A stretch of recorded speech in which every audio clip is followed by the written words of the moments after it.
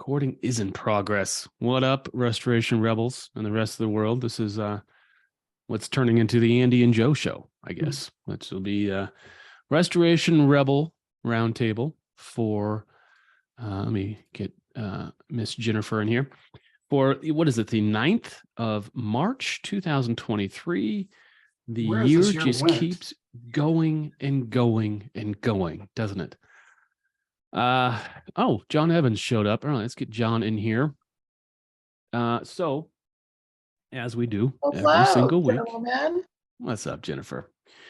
As we do every single week before we get going here, we talk about the rebel commitments, and let's get into it, huh? Okay, agreement number 1. I will protect the value of my services. Offering free services only serves to erode the value of similar services industry-wide. Agreement number 2, I will practice incredible transparency. Agreement number 3, I do not believe in competition. Agreement number 4, I'm willing to walk away from any project, client, or contract that is not compatible with my values and stated mission. No relationship is worth losing money, sleep, or my humanity. Boom. Joe, Nice. do you have a mission? Do you have a mission statement that you live by? What's up, Evans?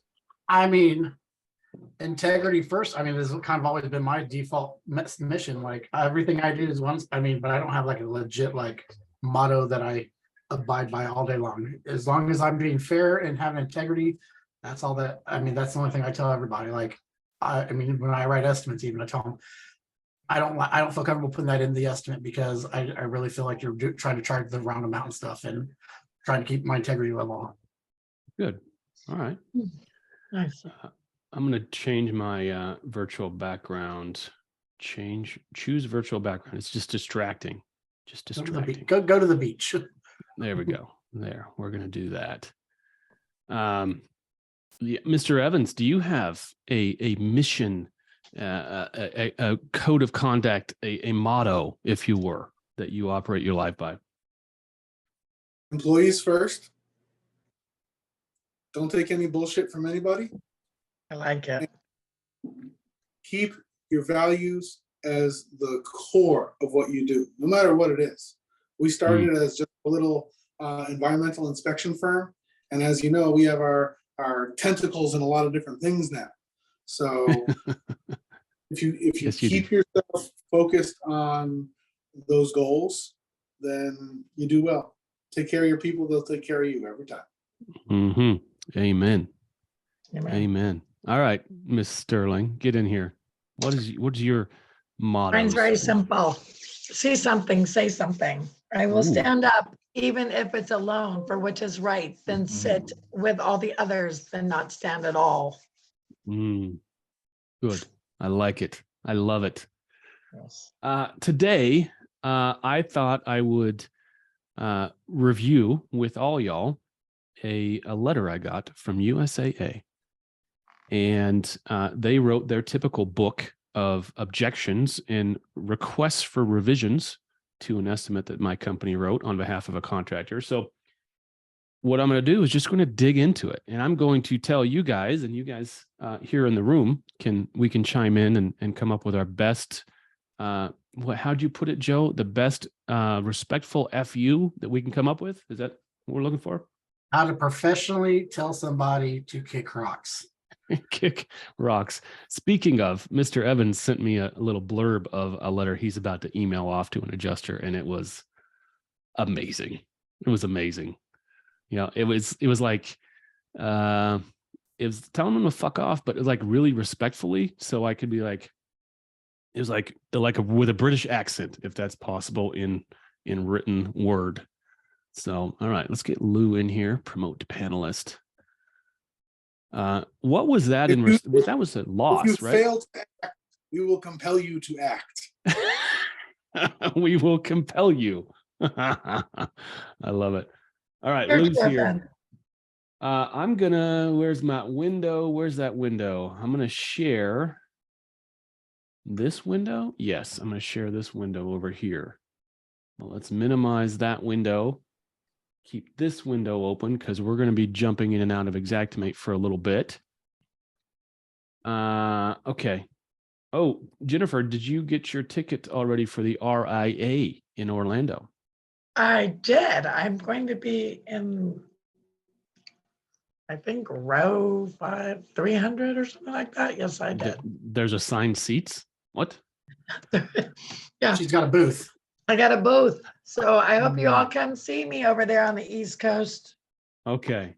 And apparently they are sold out with booths. I mean, I guess apparently this is Really? going to be, yes, from what I'm Well, hearing they're from the- sold out with booths, but they only have 30 people signed up to golf. So That's not funny. no, it's for real. They only have 30 people. This is confirmed like 3 days ago. So we need to get the word out that the RIA in Orlando is a place to be on April 23rd, right? April 23rd or 24th, 24th, 26th, whatever. Yeah. Restorationindustry.org. Go there. I'm going to go there. I'll be there. And Jennifer's going to be there. And that should be enough for Yes. everyone to get over there. But I do want to, I'm looking forward to golf. I'm also looking forward to the this mysterious certified pricing consultant course. Is that anyone ever take that course?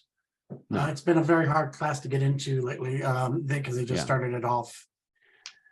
So the trick is when you sign up to go to the RIA convention in Orlando, you can sign up to take that course. That's one of the main reasons I'm going. I want to get in that course. Mainly not because I don't really expect to learn anything. Honestly, between me and all y'all, I don't think I'm gonna learn anything new, but I want to be able to say certified pricing consultant. Right? I mean, because who doesn't want that? I want that. You That's need good. that. But you don't even use Xactimate, Jennifer. What are you I gonna don't do with know, that? I give a lot of free consulting away. There should be a way to do that. Maybe I should. Well, there's all kinds of ways to give away free consulting. But the trick is to start charging for it. That's what you Yes. got to start doing. All right. Oh, look at this. We got all kinds of people in the room. All right, get in here. All right. Before I dive deep into the rebuttals we're going to formulate here on behalf of Garrison Property and Casualty Insurance.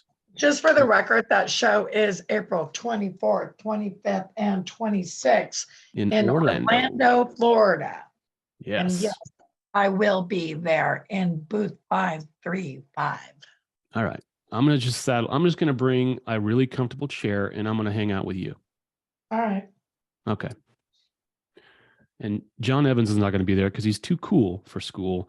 And he's probably going to be either in Florida or California. I'm guessing. California, probably California for California love. All right, let's dig in. Roush, why don't you tell us what you've been up to, Mr. Roush, while I get this thing shared up here. Yeah, Brian, what have you been up to? He's gone dark, and I'm, honestly, I've got to shamefully say I've not returned several of his phone calls recently, so I feel bad about that. Well, don't feel bad because he hasn't returned several of mine. Ooh, Yeah, ow. I've been hammered here. Huh? Like, yeah, Good to hear it's you, been Ron. a mess here. All right, what's So- going on, man? Just still in Arizona, taking care of what I need to take care of, managing things long distance. Looking to pivot, wrap up what I got going. All right. Well, you sound We still tired. love you. Get some coffee. All right. Since you weren't here, and Mr. Bracha, is it a CH or is it a CK? Bracha. Mr. Bracha. How the hell are you, man? How's In the English, adventure it's Bracha. how's the new restorers going here? Doing great. Happy to be back. I've been a long time. Yes. Been too long. Well, I'm glad Yeah. to have you back. All right, we're going to get down to it. I think this is going to take probably the majority of the time we have today. So I'm just going to read down through here and let's come up with our best responses, huh? All right. Okay. As indicated in our 120, we need additional information regarding the price list. Yeah, I'm going to ignore that one. They're saying the price list is this. Well, guess what? I use my own freaking price list. Another reason I'm going to go down to Florida in April, so I can better come back and say I am a certified pricing consultant, and I get to do whatever the hell I want with Xactimate pricing. Okay, keep going down. Hey, I'm going to jump in on that, Andy. Yeah. I was just at a get together in Salt Lake City, Alina's bunch, and pricing from Xactimate came out and said, yes, directly from them. Absolutely. You contractors should be doing your own pricing, or just based on an average, and you should adjust it according to your business needs. That was a direct quote from them. So, and the pushback it's not even was both average, carriers. it's a median. Yep. And so, yeah, the pricing department is backing us on that as contractors. And that same sentiment was echoed by the outgoing Mike Fulton last month in Anaheim. So Their attorneys probably suggested that they start saying that more often. You think? You think? Okay. They want me to call out which items are code upgrade. Okay, I can do that. I'll pull up the codes. That's not contentious. Please review and provide additional insight / explanation. We're referencing line item numbers. Okay, first one.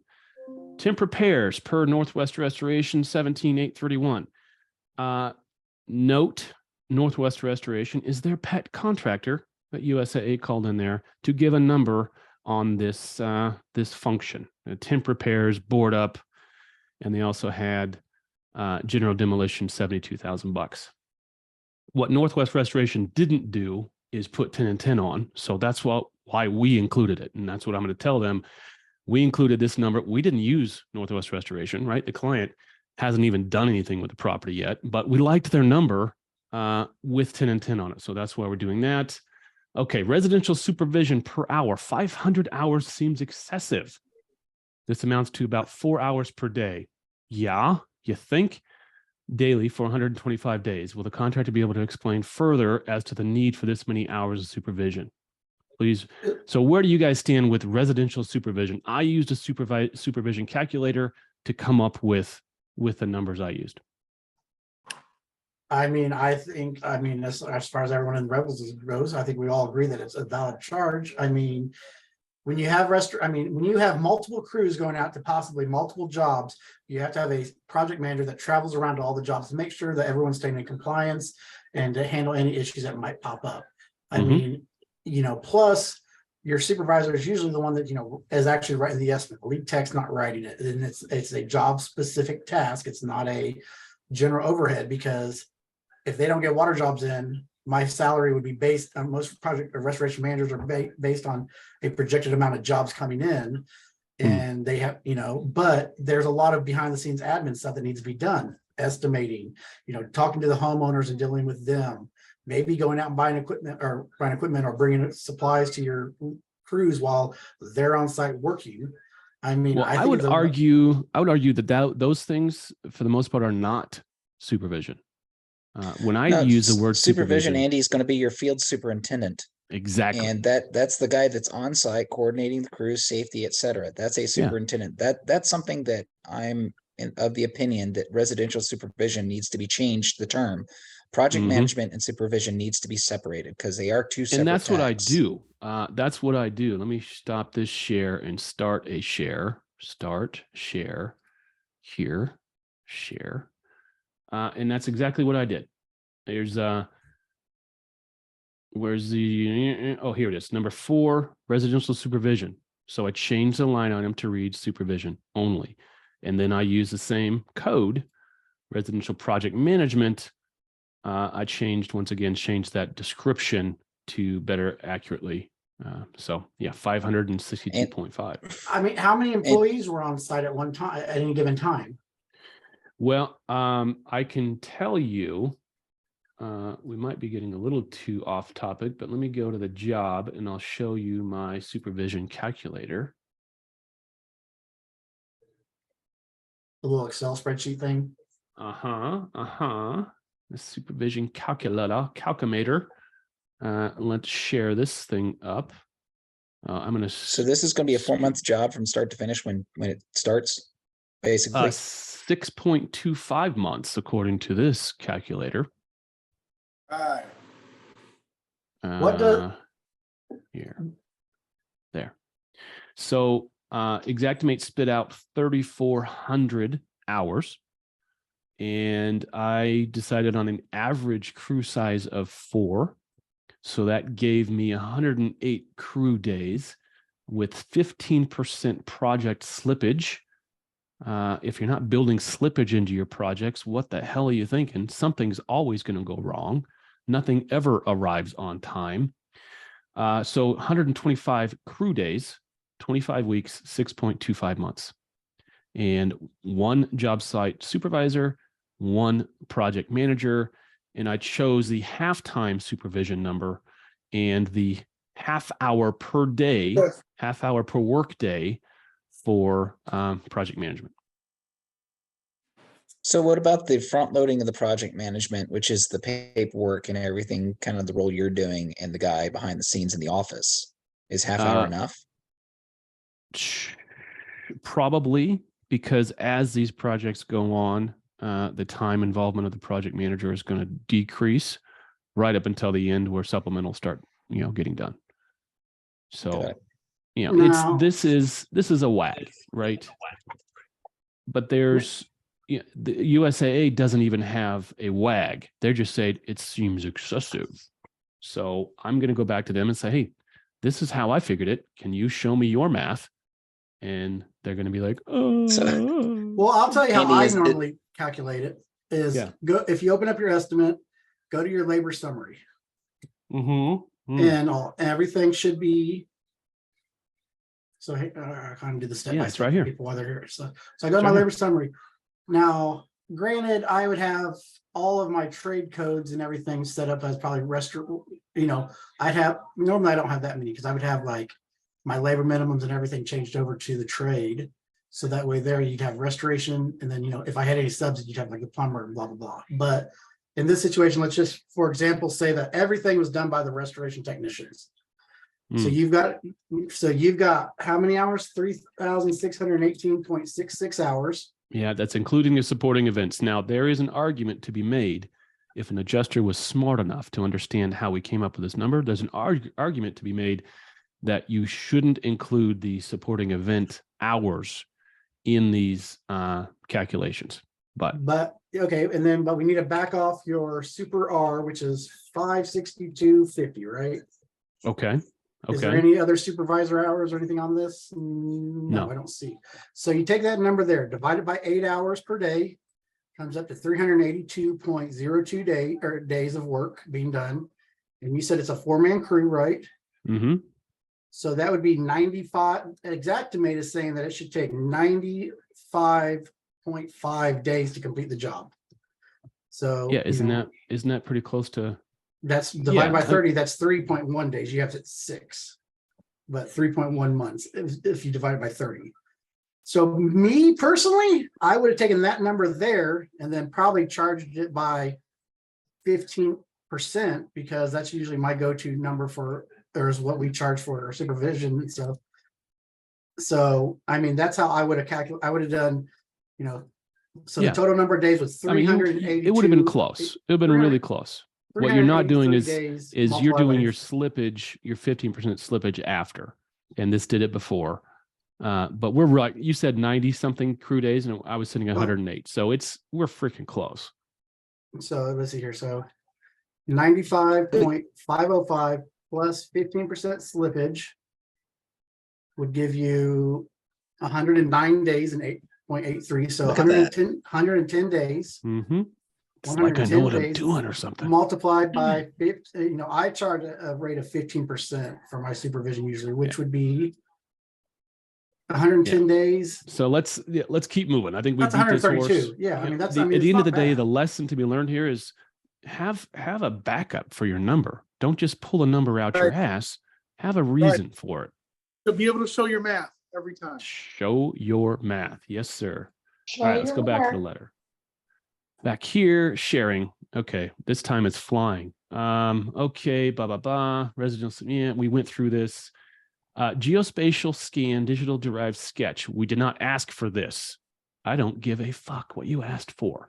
The contractor chose to generate this work product. This expense is at their discretion. Okay. Using that language, I'm going to say, since it was used at their discretion on this job, it is a job cost. It has Yes, a been job cost. incurred. It is a job cost. Hence, it's going into the estimate. Okay. Roof and truss framing. Please explain how you arrived at these line items. Well, at the end of the day, I let Xactimate arrive at those line items. And did you work off a lumber list? Blah, blah, blah, blah. Also, our estimate includes only the insured side of the property. This is a duplex, two houses sharing the same roof. But I do believe that, I'll go into the estimate and make sure I did parse that out. Is it only a two family dwelling condo, or is it more than three? It's two units. Two Only two units, units per building. 3 floors. 2 units, 3 floors. All right, keep going down. Dumpster load, removal and haul off included in price of removal of roof. No, it's not.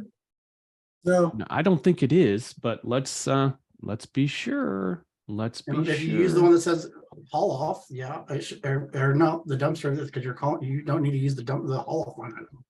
You'd have to use the no haul off. Where'd my other window go? Where'd my estimate window go? Oh, for crying out loud. Oh, it's right there. I didn't recognize it. Okay, so in here, estimate items. Come on. Oh, roof. Here. Okay, what does this removal include? Dump fees, hauling, disposal. Oh, okay. You need to use ARMV. What do I greater have in than- there? Or Okay, she might have got me on that one.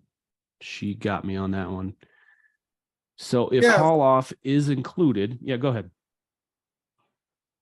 but she doesn't have, she has you on the activity of hauling it off, but she doesn't have you for the presence or of the dumpster itself. Yeah, the dumpster rental and delivery. So so I would change the 300 removal line item to ARMVN, which is no haul off. Right. And then you can keep your dumpsters and charge for delivery and pickup if you need a switch on it. And that's how I Wait, would so get around change that. this. Change To this. ARMVN. 300 Well, hang on. S AV. ARM. Hang on, it's No, it's ARV, ARMVN. Okay. The other one, down 3 from there, down 2 from there. Down 1 more. Okay. And then I would obviously change my trade to RFG. All right. I just realized that I never made a copy of this. So I'm gonna make a copy of this before I do anything more with this estimate.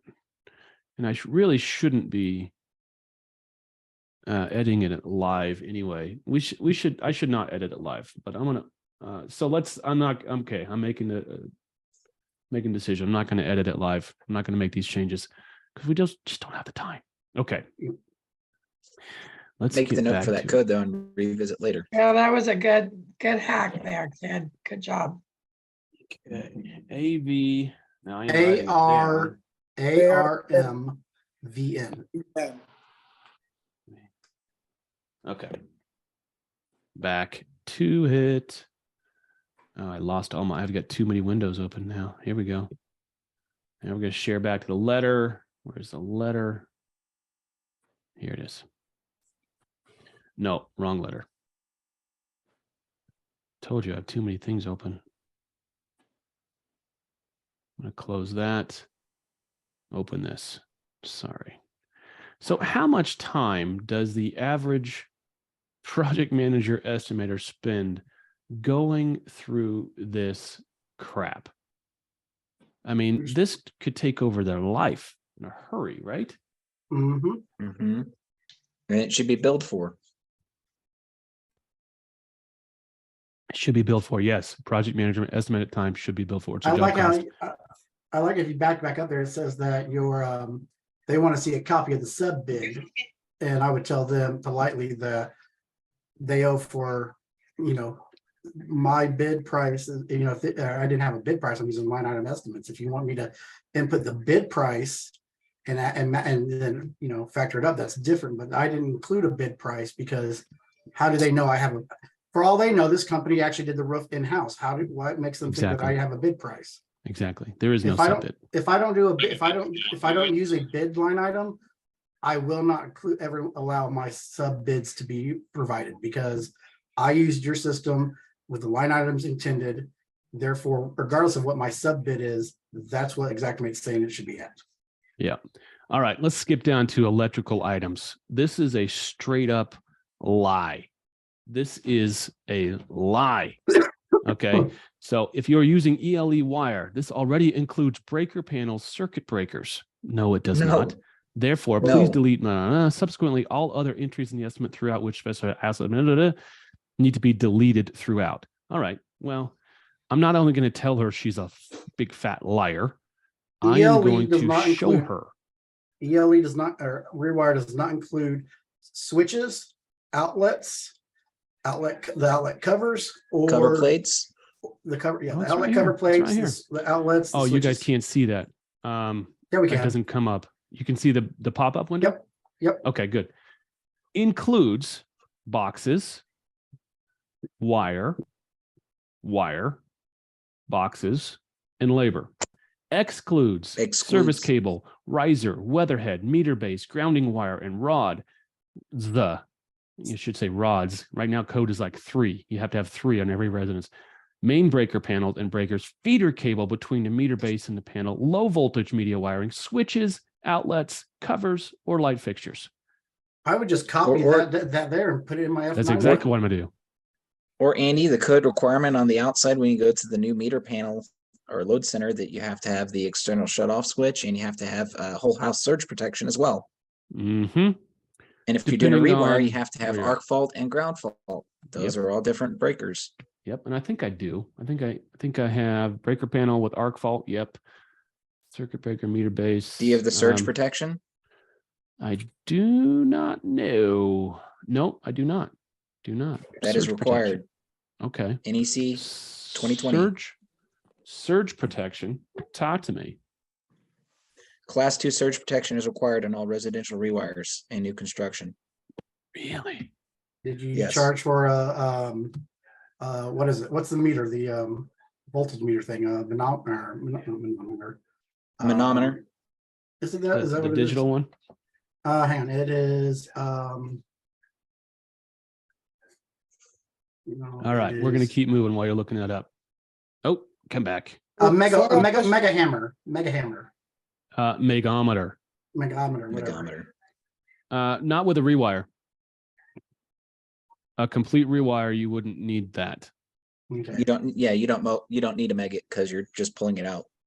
Yeah. MEG is only for reusing partial wiring systems to ensure that you don't have another fault somewhere else. Okay. Other nano deodorization. This is one of my favorites. I used to own a franchise called BioSweep in Portland, Oregon, which was the most effective deodorization, non-invasive deodorization technique I've ever seen, then or since. So she says, reflects a $0 price in Xactimate, as it is a relatively new and proprietary technology. It's not relatively new, but yes, it is 0. Is there a vendor the contractor is using for the service? If so, please provide an electrical estimate sub-bid. No, I'm not going to provide a sub-bid. I do have a quote, which is, I think it was 32 cents a cube. Where's my DOD? 28 cents a cube is the local vendor that can do that deodorization. So that's the number I used. So I'll just tell her that. No, you write back and you say, "Oh, I thank you for pointing out that it's $0 per whatever unit. I understand what you're saying. Please provide a vendor that will do this service for free, and I will be." Well, it's left at a blank because I mean, because if you're using BioSweep, normally BioSweep is about 25 to 35 cents a square foot, depending on where you are in the country. If you're using a ULV fogger and just fogging like nano fogging in, say like Benefect, the better pricing is roughly about 10 to 15 cents a square feet. So there's the reason why it's set at a zero price is because the active nano fogging is dependent on what and how you're doing it will dictate the pricing on it. Right. Yeah. Okay. So let's go. Looks like she's getting a little more nuanced here. Door hinges. These are included in the interior door price. I think door hinges are only if it's a pre-assembled door. Pre-hung door. Otherwise, it's not. No, Pre-hung, yes. Thank you. If you're using, if you're using is DO or flat. AV. However, hinge. But you still have to pay for the door handles. That's not included. DOR AV plus. Let's see what that is. Pre-hung interior door hinges, GM casing. Okay, she got me. but She got me. wait, no, because then you change that hinge line item to FNH hinge less than RS. That is to detach the slab end hinges of the door. Because why? A pre-hung unit comes already hung on the hinges in the jam. When you buy it at the store, you have to take the slab in the hinges both You off got to paint to it. paint it. Yeah. So Yeah.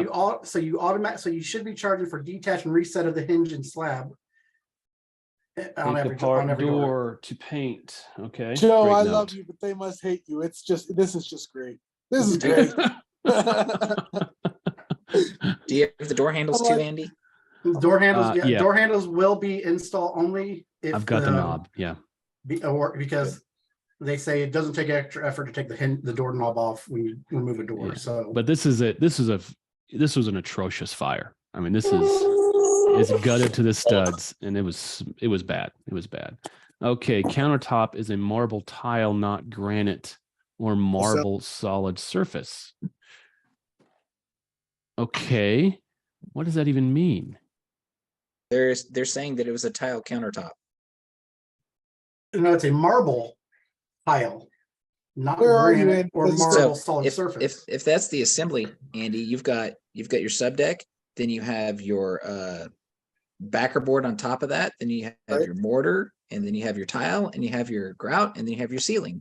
But here's the thing: is CAB CTGM, which just reads countertop granite or marble, says granite or marble countertop and or backsplash with cutouts. It doesn't say that whether it has to be that the granite is a tile granite or not. It's a granite countertop. So Right, they're trying to make him go down in price because they think that a tile countertop is, but it doesn't say anything in there about it having to be a solid surface. The only time it says solid surface is on the water side. Yeah. Because Well, And this is what I If she- did. if she's gonna do got that the to you, Andy, break countertop out the plus assembly. tile. well, And we'll break out break the up assembly. well, what does this include? This includes the subdeck, doesn't it? no, Oh, I missed subdeck. you need the Okay. step deck on there. Did you add in for the cutout of the or? Yeah, Did I you don't add in for the know. undercut of the undermount or cutout for I the don't know. seat? If we were doing a deep dive, I'd pull up the Matterport and we could walk it, but we're not. That's not the purpose of today's exercise. And I recommend everybody when you're using that CTGM, put an F9 note down that says this is, and the F9 note reads countertop, and then do CTGM again and put an F9 note that says backsplash. So you can clearly separate out the two charges there, because unlike a flat lay that, you ask for the backsplash and all, like you need to, it says end or backsplash. So technically it would be the square footage of the countertop plus linear foot of the countertop times, 4 or 6 inches. Separate those two out and put a note in there, and it'll make your life a lot easier in trying to get your square footage calculations approved. Okay. I'm going to skip down floor cleaning. This is one where probably she has a point. Let me what are these numbers? 156. Let me come over here and 156. Yeah, clean floor. That's an artifact from, I did not scrub this estimate good enough before I sent it out the door. She's got a point. Why are we cleaning something? We're going back with all new. We have a final clean. That's different. But was the subfloor clean before you guys went in there and sealed? We're redoing everything. everything. So all brand new subfloor. Yeah. Okay. Yeah. So yeah, she got me on that one. Okay, might have missed no interior doorknob at staircase, probably another artifact. Floor is carpeted, not tiled. All right, I'll have to check the pictures. There's a single sink, not double. There's no garbage disposal in this sink. That's something I'm gonna have to double check. I think she's lying. But what kind of modern house doesn't have a garbage disposal in every kitchen sink? Right? Maybe not. Okay. Okay, you have removal of cabinets, appliances, and tile flooring throughout. Oh man, sometimes they're not all wrong. There could be some overlap here of these items. I'll have to double check that. When you write an estimate, Andy, and especially on a reconstruction, do you change your default just to save yourself from having these issues? Yes. Okay. Do Do you want to show everybody how to do that in case they don't know how? Sure. I mean, why? Yeah. So when you're doing that, here, it's in here. And you've done the demo, you've done the mitigation, whatever. Now this is just a strictly put back repair, what I call STR, estimate. You come in here and go parameters and default activity. And obviously this was not changed. So, but then you just change it to replace. And that ensures you don't have all this, R&R is by default, but it looks like, where's that kitchenette? Let me come down in here. Huh. Well, I don't know why that didn't get changed, but it didn't get changed. All right. So at the end of the day, this thing is sitting at 1.3, and she's probably going to get me to 1.2. But which is about 150 above policy limits anyway. So it might be a moot point. Is it all new windows? Yeah, we got the exterior windows already. Okay, let's go down here and see if we can find something contentious. Refrigerator, that would be that you would just use refrigerator reset instead of replacement, because that is a contents item. Yeah. Unit pricing is different. Okay. Yeah, of course it is. Okay. Is that it? Okay. Well, interior window shutters. They are pre-finished. No additional item needed for painting. I don't know. A lot of this is just ticky-tack. I'll have to go back with details. But some of it, the pricing, I'm not going to, what do you say? Well, first off, Joe, I know you don't change your pricing. Brian, you change your pricing, right? What do you say when they come back? Or are you going? Well, I'll tell you this here, like he's eating a taco. I don't negotiate my scope, my pricing, but I will negotiate the scope of work. And just like how you're seeing on here, there's a few things that maybe you missed, which happens. But so if those things are, I'll negotiate the scope of work, and whatever the price is after I negotiate the scope of work, I have no problem if the price goes down. But if it's simply a discussion of you're charging too much, I wouldn't care. Because, for example, Andy, real quickly, I just want to see, pull up your estimate real quick. And just like go to select all the items. So you have the one whole item list line item, everything. Okay. So for example here, let me think here on your custom cabinets. Okay. I go through all my estimates here and I look and say, who's going to do what work as well? Because I do labor trades throughout my entire estimate. So what kind of, was it all? So wherever, go to your shoe molding, find your shoe molding, which would be FNC, or I would assume FNC shoe. I don't think there's any shoe in there. Really? But...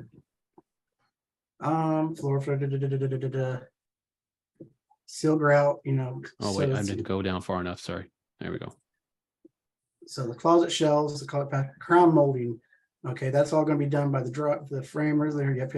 A quarter round right there. Oh, you went past that. Oh, there it is. Yep. So your quarter round, 90% of the time in It's my not- world, Is my not world, done by the finished carpenter, done by it's the done by flooring the guy. flooring. So I changed that there to flooring because, and I love it. instead of Floor 401, wood. you would get, Okay, 401 and change it to FLRW. It goes down. but it shows integrity across the estimate when some things go up and down and you're showing a level playing field across it, Okay. If my painter is the one going to take the doors off the hinges and everything to paint them, then the detached door line items should be under the painter. If Hmm. on the maybe the drywall, or is it the painter going? I mean, I go through an estimate and I'll check it through it all the way and figure out who's doing what work and minimize the number of trades involved. But usually, even though some will go down, a lot of them go up. Ooh. Did you see that one? Let me cancel that. Okay, so F&H, I never really paid attention to the labor rates. But towel bar reset or towel bar install, whatever. Hardware, HDW, that's the labor trade. And so it's $55. Let's take a look at what that is. $28 for the thing, $27 in labor to install this thing. And if you've ever installed the towel rack, Pain in the ass. it's a pain in the ass. It's a 20-minute adventure sometimes, It can be. Yep. Or if you're like me, you can't find a stud and you rip out the drywall, it turns into about 3 days. But Bro, most of your nobody uses a stud finder. Get your thermal camera and bring it in there. Works every time. But most of your work here, your hooks, your bars and stuff, that's going to be done by the finish guy when he comes in. It's and does all the going to be finish work. FNC. So carp, So FNC $55 from $58 to $64. Yeah, I like it. That's three McDoubles. That is a good. Now, and then me personally, just because I'm OCD and I'm sure nobody else does it because they don't have the time, I will change the minimum every time I change a trade. I change the minimum group to the trade I changed it to. That way there, when I look at my labor minimums, for example, I can make sure that, hey, these are the trades I have. I don't use drywaller. labor minimums. I try not to. I try to turn them all off. They're not worth it, in my They're opinion. not worth So the fight. yeah, they're not worth the fight. You're not losing a lot there. Look, you're not losing a lot there. I'm not losing anything. I'm losing what, $79 for Yeah. a toil and bath accessory labor minimum. Yeah, I'm going to make that up by changing the labor to the right trade. Well, but if on the labor minimums here, if you right click on that tile and bath one, you can see all the line, right click on it, show items. Those are the only What two. the F? Up here. Those are what you have under the I clicked tile on the and wrong bath. line. No.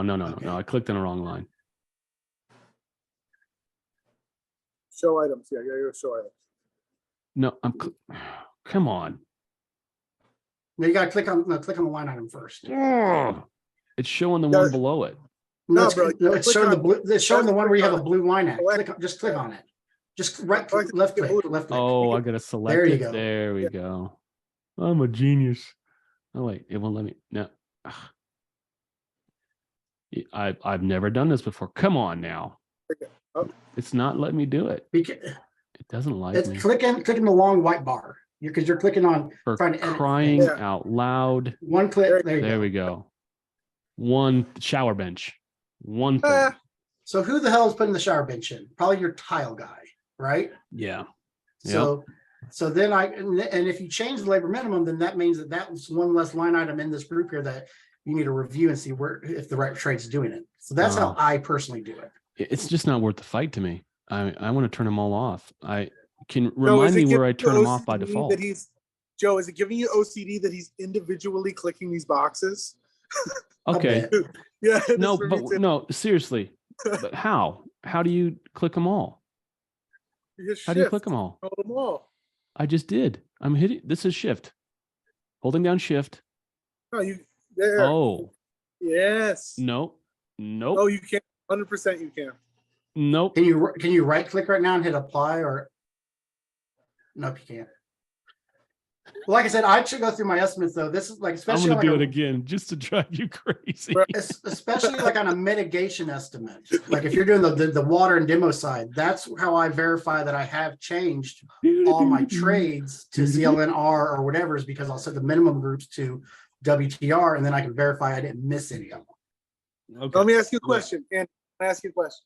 Yeah. This time we're spending, you opened this at 4:06 p.m. You opened the first letter from USAA. All this time that you're putting in here, are you putting it back to them after they agree to that ultimate number, which we think is going to be 1.2 something? Are you sending them a supplement for all this time that you're putting in? We should. Yeah, you should. I do it every time. If I'm spending 4 hours putting up with the various indemnification correspondence that I'm putting up with, I agree on the number and then I send them the final bill. I would say it's valid to charge for it, especially, it depends. If it's due to a bad estimate and there's things that need to be changed and I made mistakes, I probably wouldn't charge them additionally for my mistakes. But if it's everything they're bitching about is just stuff that I want to see your sub bids and everything, and I got to screw around with that and send them emails off, I will charge them for that. If it's a mixture of two, I might split the difference. But I mean, I try to be fair and try to be, realistic on it. You know what I mean? Just high level. What do you, did we look at $100,000 worth of differences there? I don't think so. No, we didn't. But that's why when 20. I start doing this stuff for my clients, I start the chess timer. The moment that I'm like, okay, well, we're gonna have to spend some time doing this. And sometimes, guess what? It's 35 minutes. Sometimes I'm like, oh my God, we're gonna spend 2.5 hours on this BS.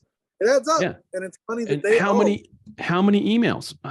20 emails going back and forth.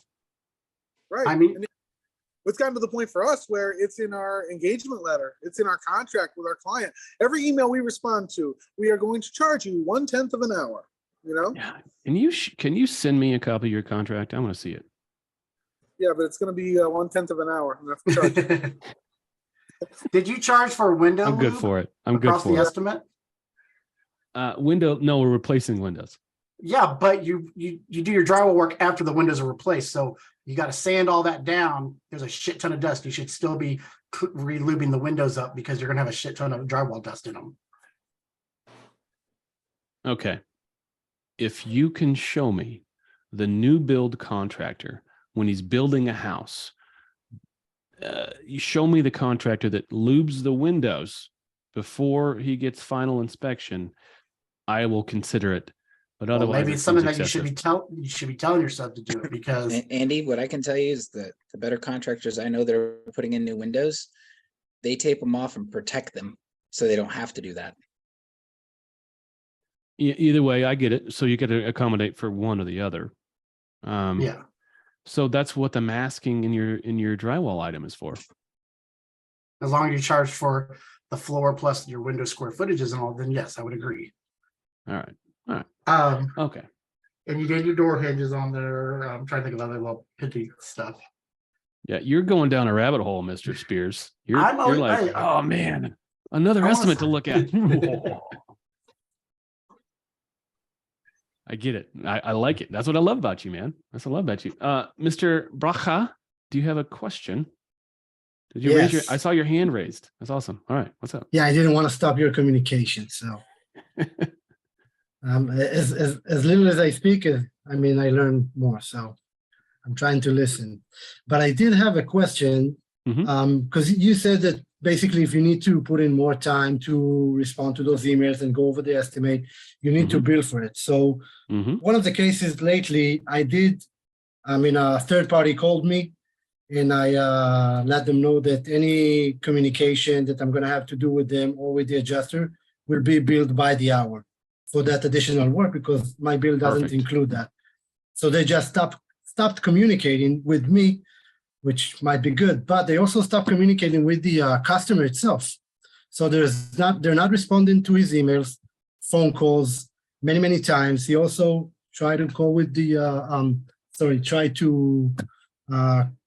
to communicate with the supervisor of the adjuster, but zero response. So my question is, what can be done in that phase? Because I will also try to call a few restoration lawyers to to see what we can do about it and put a lien on the house. But like, there's no one to speak with. What do Not you a think? lawyer, but insurance Oh, carriers, that's- by having a law, they have to follow. They have to respond within a set amount of time to any email Okay. or Yeah, call. they're in violation, and depending on your state, there's 15 or 30 days they have to respond to enemy communication. So Okay. you wait till the 15-day mark. and then Between one email to the other, Yes, 15 yes. days. Oh, that's they have okay. 15 days. But have your client look up wherever the state insurance commissioner office is and file a Yeah. complaint. Yeah, The client files a what I complaint. was thinking about doing next. I wasn't Yeah, sure. and about that. Okay. yeah, you could get an attorney, but they may or may not be in direct violation of a statute, but they're definitely not handling the claim properly. So that's where you just complain, and not you. It needs to be your insured. Yeah. The client complains, and there's no reason you can't have 5 and 6 different complaints you file on every single claim, because So he can file multiple times, or absolutely. And Just remember, keep peppering right. them. And remember, guys, I mean, just like just like how we always say, we're the client, the carrier's not our client. We don't have to talk to the adjusters if we don't so choose. Our client's the homeowner. The same goes for them. They don't have, if you send them an email, they don't have to respond to you whatsoever. They only have to respond to your homeowner. yeah, I So, wasn't expecting them to. I mean, I'm not their client. That you're right. yeah, so it's usually best to send the And Brian, email you're to the 100% homeowner correct. and Yeah. forward it on. Yeah, like Brian says anybody. third parties unless licensed adjusters have no place, and it's 100% correct. You don't want to even go there. It's not in your scope of work. It's not your Yeah, job. with them, I refuse to communicate. The third party system is intended to lure us or drag us into illegal settlement and UPA violations. That's what it Yep. is. Yep, 100%. And they will let us violate UPA laws all day. And it's up to us to not step into it. All right, I am up against a hard stop. So I love y'all. Thanks for being here. I hope you learned something. I hope I learned something. And I did. next week, same bat time, same bat channel, 1 p.m. Pacific. And if you don't have the link, go to claimsdelegates.com/RRRT, and we'll get you there. Otherwise, see you guys next week. Thank you very much.